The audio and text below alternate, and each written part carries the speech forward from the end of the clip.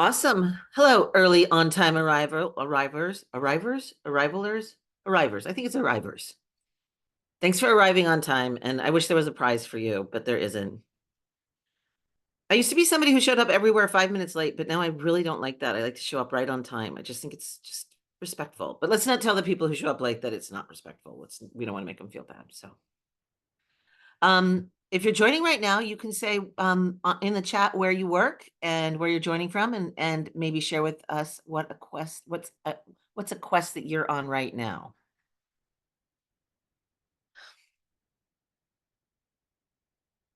Thank you, Matt Derby, for being the first tribute.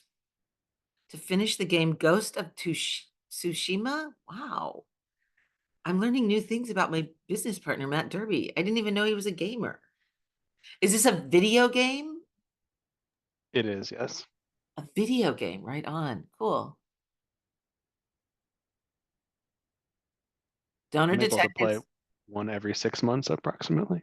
Oh, and you're on that is a very on brand answer from the person from Donor Detectives. Joining from North Carolina, right on. A scuba certification. This is like, here's the thing. You learn things about people you know. Remember to, if you're chatting in the chat, remember to select chat to everyone, not just to host and panelists. It defaults to host and panelists. I don't know why. As you're joining, please feel free to tell us where you're calling in from and what organization you work for and a, a quest that you are on. It doesn't have to be a work-related quest. Not that we're against that. Work-related quests are really important and they're very appropriate for this webinar since this is a work-related webinar. Trying to maximize the revenue. Aren't we all trying to max the revenue?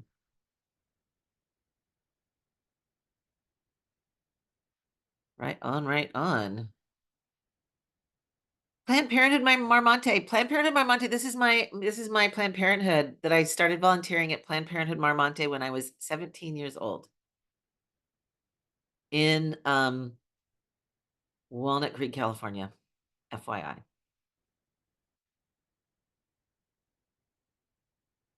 I'm Madeline, by the way. I'm just going to say it out loud as you join. I'm calling in from San Francisco, California, and I don't know what I'm on a quest for. I'm on a quest to get everything on my list done every day, and I just never do.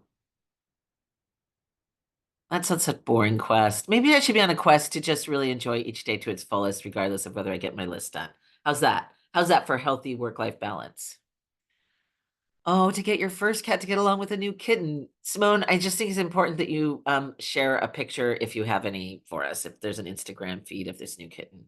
Or you could hold your, oh, we don't have participants on video. Okay.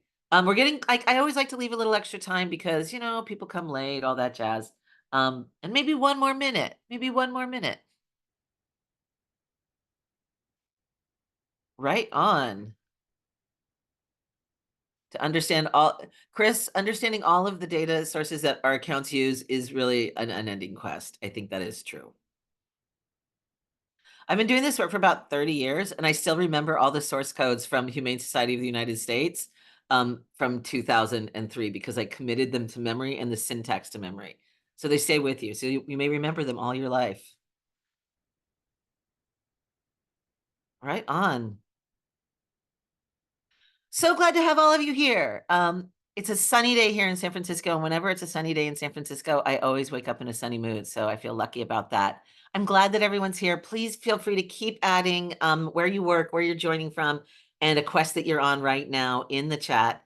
And a couple other pieces of business. One is we do record the webinar. We do send it out to everyone who's registered, and we don't send the deck, but we send the slides are part of the recording. So you'll get that in a day or two. A couple other things. If you have a question, we like to use the question and answer feature at the bottom of the page. And we have a team of folks who are going to be answering those in real time. We will often elevate those questions and answer them live on our webinar. If you are chatting in the chat, make sure to select to everyone, unless you just have a secret you want to tell us, in which case select host and panelists. But sometimes it defaults to host and panelists, and really everyone likes to hear your chit chat in the chat. So let's see. I think that's the only business to take care of, and I'm going to go ahead and kick us off. If you don't know this already, we are M&R. We are a consulting firm that works exclusively with nonprofits and political entities. And we believe in you. We believe in nonprofits. We believe that you're the key to solving some of our biggest problems in the world. And we provide pretty much everything you need to do the work that you do in changing the world. So, and if we don't provide it, we often figure out a way to try providing it, because mostly we're in the business of getting folks to engage with the world around them in the causes that you represent. And we do campaign strategy, digital fundraising and advocacy, digital advertising, digital organizing, media relations, social media, pretty much anything that it takes to actually advance your cause and raise more money. And we've been at it for about 30 years. One thing that we're wild about at M&R is we love to share everything that we learn. So if you don't know already, we produce an annual benchmark study. It comes out every April, and it is available at mrbenchmarks.com, mrbenchmarks.com. If you haven't gotten this year's study, please do. It's a heck of a lot of fun and also chock full of really great data. And yes, let's move along and get into the panel. And I want to first introduce our panelists today. Well, first, I'm Madeline Stanionis. I'm a partner here at M&R, and I get the easy job on these webinars. I get to host and MC and introduce really smart people that we have here today. The first is Leah Mancuso, is our managing data analyst here at M&R. She's from Colorado. She's pretty great. Matt Derby's my business partner, and he is calling in from Woodstock, New York. And has overseen the rise of our advertising area and a lot of other things. Crystal Ebert is from Amnesty International USA. We are always so grateful when a client joins us, because it's one thing when consultants say things, but it's another thing when a real person doing the work every day says it. Crystal is a senior manager for digital advertising strategy at Amnesty International. She's got some important tales to tell. We also have a couple of folks in the background. We have Johnny Benton, who is actually the mastermind behind Scout Quest, just returned from parental leave 3 days ago. So he's fresh from parental leave, and he has 2 really cute babies. And we also have Mugo Muna, who's also from our data team, will be helping answer questions in the background. And finally, we have Julia Allenby, who is our marketing support person, who is here to handle all of logistics and remind us to do things like speak to everyone in the chat, not just to the hosts and panelists. So without further ado, I'm going to kick it off and turn it over to Leah. All right, great to be here with you all. I'm excited to get started. So first off, what is Scout Quest? As you all probably surmised, it's our data co-op. We originally started our co-op when we saw many different organizations having very similar challenges, which was growing concerns over email deliverability and large inactive files that were unsure how they could email safely. So enter our data co-op, which allows dozens of nonprofit organizations to safely partner up, pool their data together, share information back on constituents, their deliverability indicators, their donor histories, their advocacy information, and much more, all in the goal to help participating orgs get the most out of their own lists. So we use the power of that shared data to build models for advertising, for Facebook, for Viant, and more. And the results have been incredibly exciting. We're excited to share Amnesty's example today, and we have many others on our blog as well for you to take a look at. Scout Quest has been up and running for 3 years now and has over 50 organizations participating, and many organizations actually participate each and every year because of the benefit that it brings them. So what makes Scout Quest different from other data co-ops? Data co-ops aren't new. This isn't a brand new thing that we've invented. And if you saw our blog post or the MSN report, you also know that many data co-ops have gotten a really bad reputation, and deservingly so. Because a common feature of other co-ops is that they often focus on list sharing, which is allowing one group to send mail or email to another organization's donors. And this can lead to messages being marked as spam, damaging the reputations of the participating nonprofits, and even resulting in orgs getting blacklisted, which we definitely never want to happen. Not to mention, overall, this diminishes supporters' trust in engaging with nonprofits as a whole. And so all of that has led to many organizations restraining from participating in data co-ops because they're afraid for all of those reasons. But the good news is that this does not happen with ScoutQuest. This is how ScoutQuest is different. We do not share lists between organizations.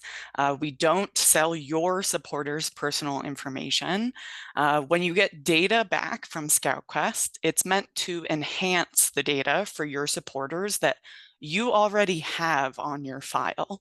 So no one gets to email someone that they didn't already have the right to email or mail, and you get more insight into how your supporters interact with other nonprofits, and you'll be learning who you should be spending time on, and frankly, who you shouldn't be spending time on. So to give you an example of how ScoutQuest can benefit participating orgs, today you'll get to hear from Crystal at Amnesty USA, who's going to talk about how M&R's Data Co-op has helped their organization. So Crystal, I'm going to go ahead and turn it over to you.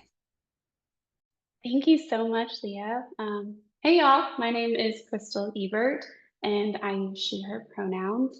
I live in Austin, Texas, and I run the digital advertising program within Amnesty's development department.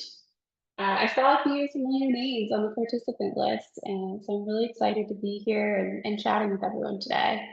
I wanted to start by shouting out the wonderful team at Amnesty that I work with every day. An advertising program like ours just couldn't exist without the support of an amazing team. And I also want to thank the M&R team for having me on today. I'm really excited to share our experience with ScoutQuest and help other folks decide if it might be right for your program. So we can dive in. So how did this all start? Well, it started with a presentation just like this. Our team heard the pitch in 2023, and after some internal evaluation, we decided that we wanted to test ScoutQuest. So in early 2023, we looked at the possibilities and decided that we wanted to see if we could reactivate lapsed folks on our email list who had taken an action or donated to other organizations, but not us. So the first step was to pull our inactive list. I know everyone does this a little bit differently, but here at Amnesty, we take email clicks, advocacy actions, donations, and a few other metrics into account. And we then worked with M&R to cross-reference our inactive names with folks giving and taking action across other organizations. So we can talk a little bit about last year's results. Really excited. After everything was said and done, we reactivated about 8,000 new folks for about a 15% reactivation rate. And I know here it says we tripled our investment, but I actually pulled our most recent results this morning, and we actually quadrupled our investment as of probably about a month ago. So that was really exciting to see. And I guess that takes us into this year. So after looking at those results from last year, we decided it was a worthwhile adventure to invest in ScoutQuest again. Similar to 2023, we decided to identify inactives on our list who are activists or donors for other groups, but not us. So again, we pulled those inactives, submitted them into ScoutQuest, and received a list of folks who were active with other orgs. After our names were delivered, the plan was sort of to cross-reference those names against our active file, just to make sure that no one had slipped through the cracks, all the data was good and solid, no one became active in the time that the data was being processed. The second step was to import the names and ensure that they were sourced for ScoutQuest 2024, so this current year. So we weren't going to mix them up with anything prior. Definitely want to double click on how important it is to have the sourcing so you can pull your results, see what your return on investment is. So that's a critical step. And then the final step for this year, which is still ongoing, is to activate these folks across various platforms and channels. I can talk a little bit more about on the next slide. So what now? Well, reactivating folks starts with serving them a really carefully curated welcome series. So this is something we talked a lot about internally. We looked at our best performing emails so far this year and decided to create a 6-part welcome series. So these were a mix of cultivation, petition, and activist asks, and fundraising asks. You can see an example of one of our better performing emails here on the list, utilizing some testimony from one of our field workers. So this was a really successful welcome series. We saw a solid amount of folks coming through and being reactivated. In addition to our welcome series, we also targeted folks with cultivation and donation ads to provide a bit more of a surround sound experience. And to wrap all this up, I did pull our results so far, and we are about 70% of the way back to breaking even after, what, has it been about 4 months? And the welcome series just ended a few weeks prior. So really happy to see that. Folks have been reactivated in a variety of ways. And have been giving in a variety of ways, including email, ads, Lightbox, and homepage. So that's really exciting to see that surround sound experience really is working. But I'll let the M&R folks take it from here. I'm of course happy to answer any questions, but wanted to give people a little insight into our journey with ScoutQuest, how it worked last year, how it's working this year. And so far we've been really, really happy with the results that we're seeing. Just want to pause real quick. Just, Crystal, thank you. And just pause real quick and allow folks to make sure you get any of your questions in for Crystal right here. If you have some right now, we're happy to pause for them. We're happy to keep going as well, though. We try to answer some of these questions live. Yeah, so one question for Crystal was from Sandra, which was, what are you including in the investment when you're saying that you tripled or quadrupled the investment? Which I'm guessing is just the Scout fees. You're not including, like cost to send the email or. Yeah, so we're looking at basically what we paid for the service ScoutQuest as sort of our investment. We didn't necessarily include staff hours, and sending out emails we send out a pretty big email program, so the lift there wouldn't necessarily be a financial lift as much as it would just be staff hours. So yeah, when we say investment, we're talking about how much money we put into the program and how much we have then raised from those reactivated folks since we started welcoming them back into our active list. We have another question. Oh, go ahead, Matt. Oh, I was going to ask that one. So far, all the results you're talking about are just, like source to email, right? Like we're not even including yet, and we haven't been counting anything that's come in from entering people into their targeting pool yet.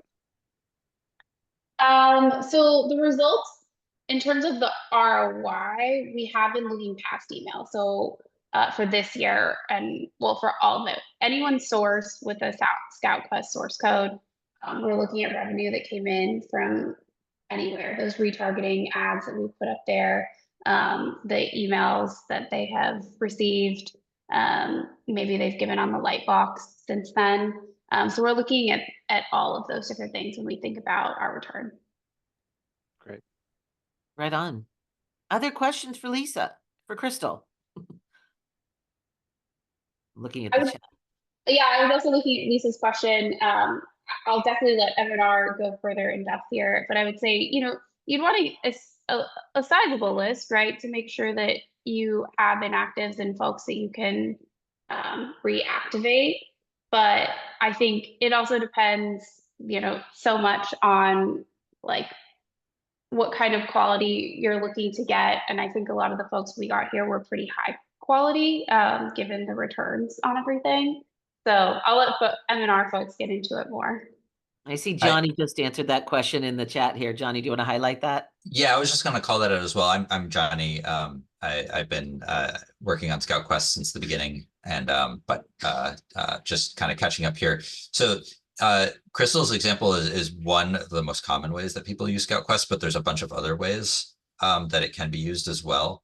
And so I think if there's a small group that doesn't have a list that they're trying to reactivate, you wouldn't use it the way that Crystal is describing. But with Scout Quest, we can do things like identify who on your email list is a major donor to another organization or a monthly donor to another organization. And that kind of, even small organizations, sometimes that can benefit you in trying to figure out who your kind of personal high touch outreach to.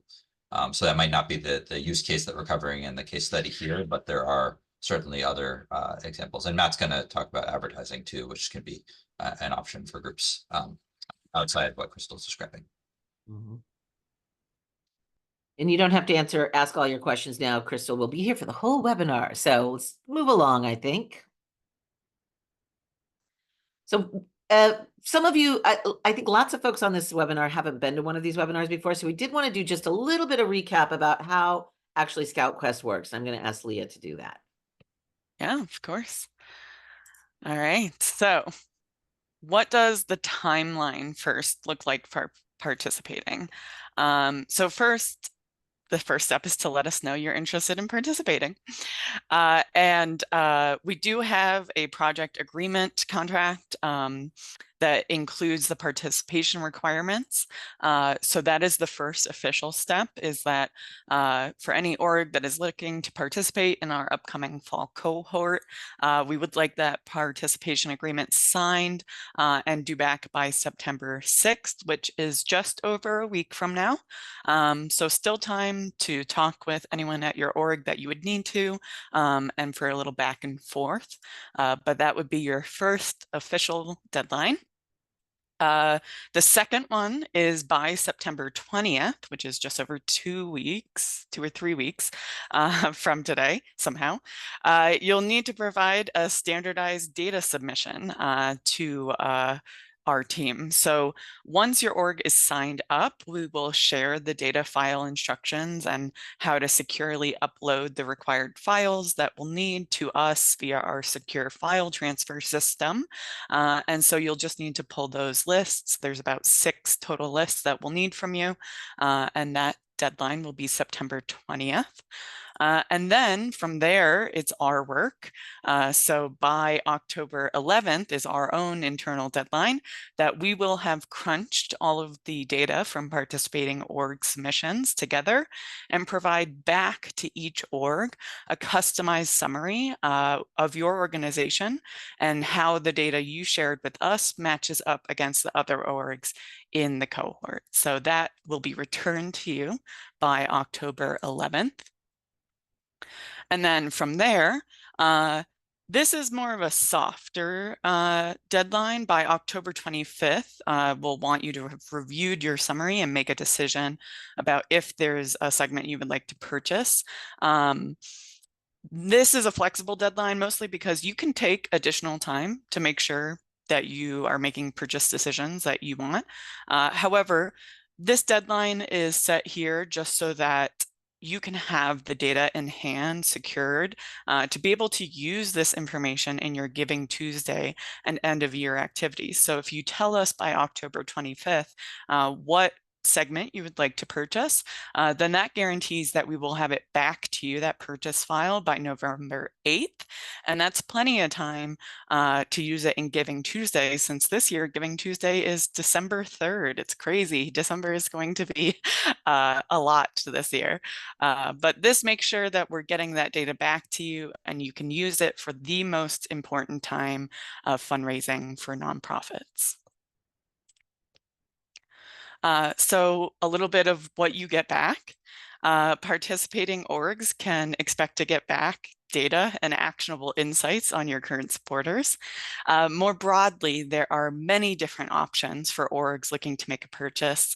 As Johnny kind of alluded to, many different orgs use it in a different ways, for reactivation, for identifying potential donors, for high-level donors.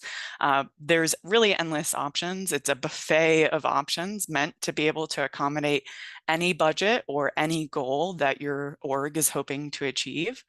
The cost for each org is based on the data that you want back. So total cost is determined by per record for each org. So the data summary that each org receives back will show your org's counts for all matched records. So that's all records that match to any other org in our data co-op. And that purchase option is 5 cents per record. The data summary will also have counts for some out-of-the-box segments. So that's like reactivation segments, like records clicking for other orgs, but not for your orgs, or records donating for other orgs, but not yours. And those out-of-the-box reactivation segments are 15 cents per record, and they tend to be smaller slices of your overall all matched records. And then finally, there's a completely custom option where you can slice and dice records based on any of the available criteria that you'd like. So those are custom purchase options, and those are 25 cents per record. And they do come with a 5,000 minimum or 20,000 records at 25 cents per record. And that's because those usually require a little more additional data work. They're not our out-of-the-box options, but it does allow you to customize the data that you're receiving back to meet exactly what you're looking for.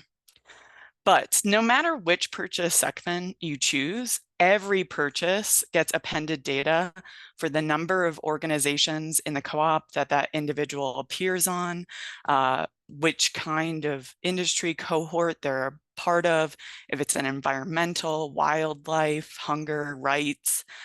You'll also get the number of other organizations in the co-op that that person has clicked an email for, that that person has donated to, the number of orgs that person is a current monthly donor for, their highest previous contribution for another org for both online and mail.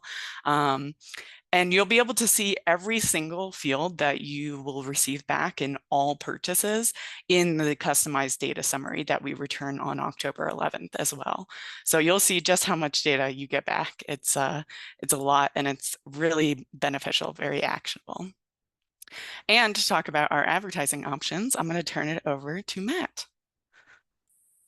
Yeah, so I do want to say, right, when you receive a list of matched data file, you're obviously able to put that list into your own advertising platform of choice and retarget as much as you like. There's that, you're welcome to do that, and that's the example that we showed with Crystal of taking an inactive file and trying to reactivate them through our own advertising. But one thing that we that we wanted to make sure was available for folks who are participating are some expanding into more prospecting options. And so 2 of the options for being able to use ScoutQuest data in order to target a prospecting audience based on that data are both the social and then programmatic options. So these work a little bit differently because of the different platforms involved, but essentially they're both very similar in how they're constructed.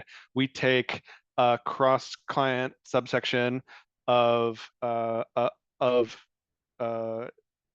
data, feed into the platforms, and they create a lookalike audience, which is what Facebook calls it. Something Google calls a similar to audience. They create a lookalike audience that we can then share with folks in order to target on either social or in programmatic display and video.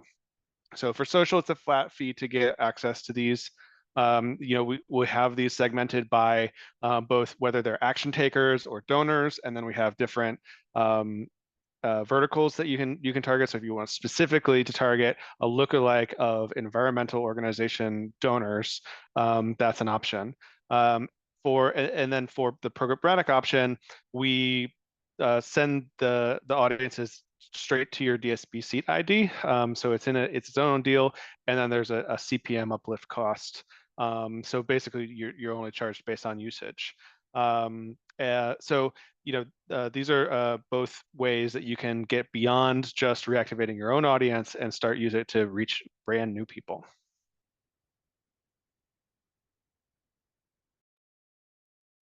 We have a question that I thought I'd posed right now while we have a moment. Sandra asks if there was a control group in the lapsed reactivation campaign. I presume you're talking about Crystal's work. I'm not positive for sure. So Sandra, you might want to clarify that in the chat. But was there a control group in this lapsed reactivation campaign to compare how donors you would have selected without ScoutQuest data would have performed? For us, actually, the answer is sort of on accident in this most recent one. We actually changed our reactivation parameters at the same time and did actually welcome in a small group of reactivated folks at the same time as ScoutQuest. So yeah, my answer is actually sort of, we did on accident have a bit of a control group here. If you give me 2 minutes to go look at the data and give you some comparisons, I can come back. I feel like this is a crowd that's always going to give somebody a few minutes to go look at some data. Great. Right on. All right. Any questions about the advertising information that Matt just shared? Right on. Right on. Let's move along. Okay, yeah. While Crystal is looking up that data for you all, I'll just cover some changes, improvements we made to ScoutQuest this year, which started in our spring cohort earlier this year. So one benefit of ScoutQuest has always been the ability to identify which of your prospects have the most potential to become donors. And after a couple of rounds of ScoutQuest, we talked with some groups who had pulled from their online file to send direct mail solicitations to. And what they found was just because folks made online gifts didn't necessarily mean they were a good audience for direct mail. So to help address that need and want, in the spring, we expanded our data co-op to cover direct mail donations as well. So we do still keep this data separate. So we'll be able to tell you which individuals made online gifts and are online donors. And separately, we'll also now be able to tell you which individuals make direct mail gifts and are direct mail donors. And we've already actually seen a number of organizations utilizing the data co-op to assist in both their online and direct mail fundraising efforts since this edition. So a nice already being utilized addition if you were interested in getting some prospects for your direct mail giving program as well as your online giving program. Right on. We've been answering questions as we went along, but we're happy to answer some questions that folks have. It can be about anything. It can be about things that we didn't talk about here. True. As well. So I see that we've been answered a bunch of the questions in the question and answer feature at the bottom. And if you want to pose any now, we're happy to answer those live.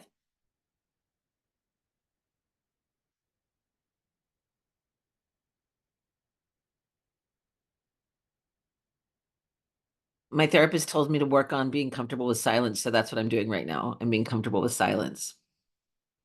I'm not very good at it, as you can tell. I'm worse at it, so I'll give you some quick data here from what I just looked at. So I don't have the data in totality, sort of that surround sound of where everyone was giving. And I will say this is not going to be statistically significant. The other group we reactivated was quite a bit smaller. But what I did do was look at some of the rates. The unsub rate for ScoutQuest was lower than this sort of pseudo control we're talking about. The bounce rate was a little bit higher, and there was a slight edge on gifts over opens in terms of percentages there. So that was edged out on ScoutQuest being higher there, and also gifts over clicks. That rate was also a little bit higher. So across the board, again, very unscientific, was not kind of using this as a control group, but what we did see was some better rates there pretty much everywhere except on our bounces. Right on. Thank you, Crystal. We have another question that's come in that I thought we'd answer live. For the advertising costs, are the fees in addition to the cost per matched record? Yes, correct. So yeah, that would be in addition to that. Right on. Although I will say you can choose not to have match any records. If you choose to, if you participate, that gives you access to the advertising options. So you don't have to do any match records in order to do that. It's not dependent on that step. We have Yeah. another question. Oh, go ahead. I was Yeah. just going to add as well that, yeah, you don't have to purchase both ads audiences either. You can select to go with just the cost per match option.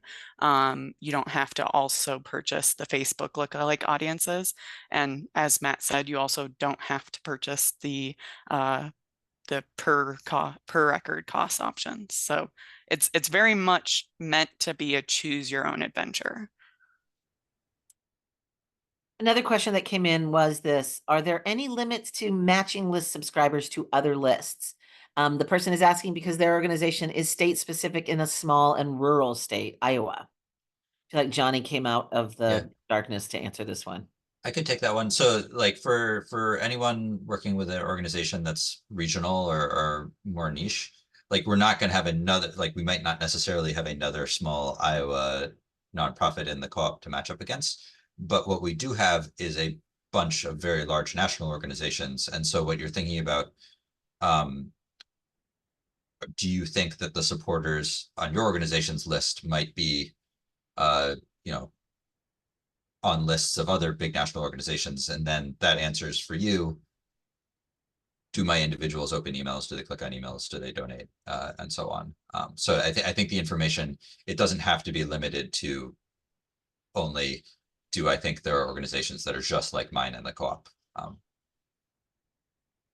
That's right. If there's a match, there's a match. So right on. Other questions? Logistic questions, philosophical questions. How many Canadian nonprofits participate just came in or have participated in Scout Quest? None, because it's not allowed. I'm sorry. The Scout Quest is we do a lot of work to make sure our legal compliance is all up to date. We're registered in all the states, and Canada unfortunately just has different policies that we cannot let Canadian nonprofits in. I'm sorry to the person who asked that from Canada. More questions? Any comments? Leah's posting some excellent blog posts there in the chat that have a lot of lots of results and lots more info and the scoop.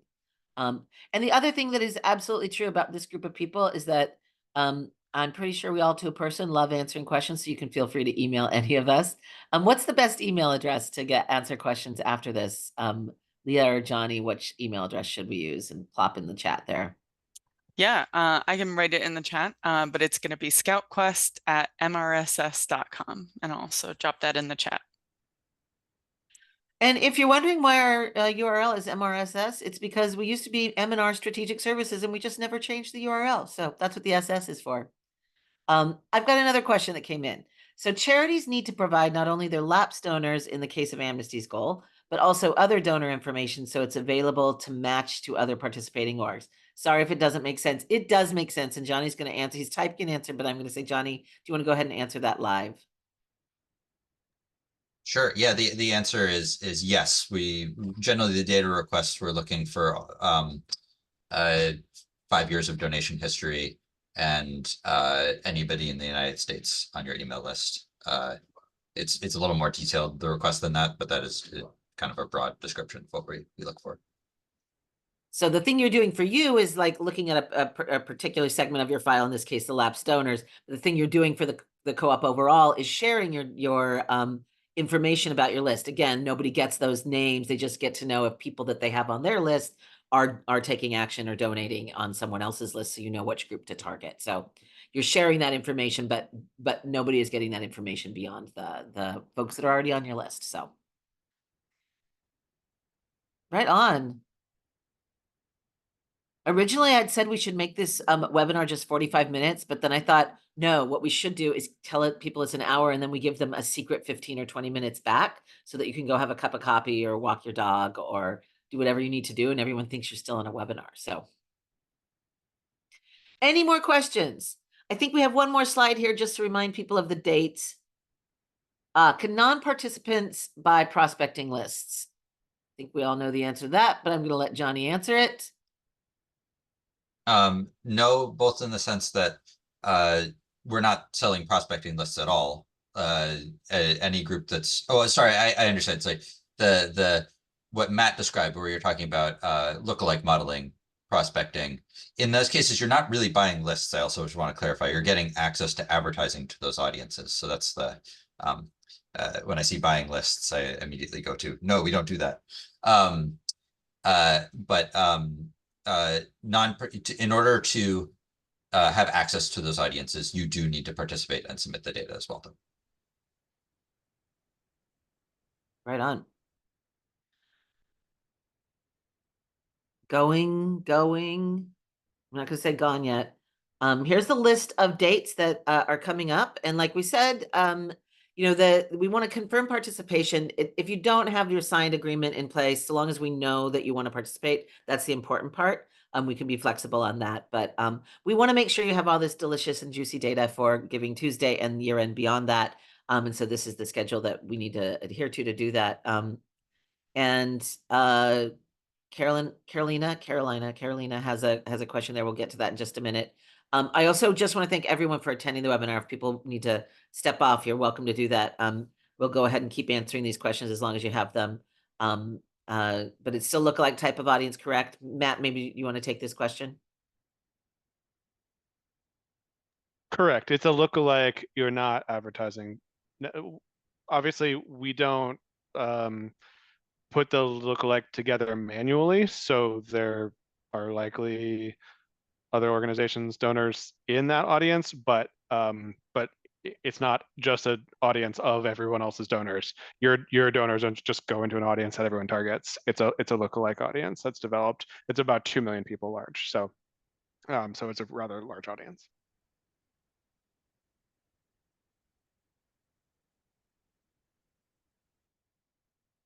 Everyone, thank you so much for attending. Thank you also for your hard work in the nonprofit sector. You have a choice of where to work, and it's so nice that you choose to spend your days working for a better world. So thank you for all your labor. Thank you for being here today. And please go enjoy your day, everyone. And don't forget, stay on our email list. We have lots of webinars. We try to make them interesting, fun, and usually they fill the whole hour because we are talkative, but we're dead set on making sure that we got out of here quickly today.